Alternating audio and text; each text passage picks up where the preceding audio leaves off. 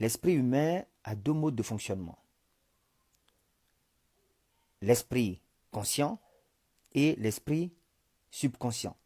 Ce n'est pas deux esprits, c'est deux facettes du même esprit. Donc l'esprit conscient ou esprit objectif, c'est l'esprit qui est en contact avec le monde extérieur à travers les cinq sens. Là, je suis en train de m'exprimer avec mon esprit conscient. L'esprit subconscient, c'est celui qui va gérer toutes les fonctions vitales, telles que la digestion, telles que les battements du cœur, la respiration, etc. L'esprit subconscient est l'entrepôt de la mémoire. Rien n'est perdu. Tout ce que j'ai vécu est stocké. Si j'ai besoin d'une information, mon esprit subconscient va retrouver l'information et la transférer à la surface de mon être, c'est-à-dire à mon être conscient. L'esprit subconscient est le siège des habitudes.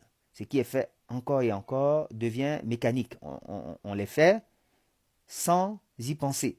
Ça devient automatique. Ça, c'est vrai pour les bonnes ou les mauvaises habitudes. C'est vrai pour les automatismes du sport. J'utilise souvent la conduite automobile pour expliquer ce point.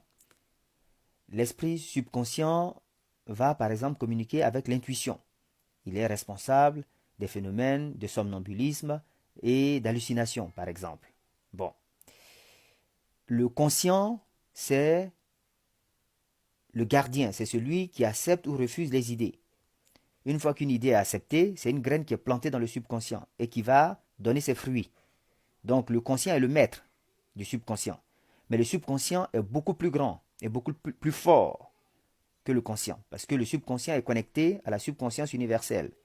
C'est le subconscient qui va vous mettre en contact avec les personnes dont vous avez besoin, qui va vous faire faire ce qu'il faut au bon moment et de la bonne manière.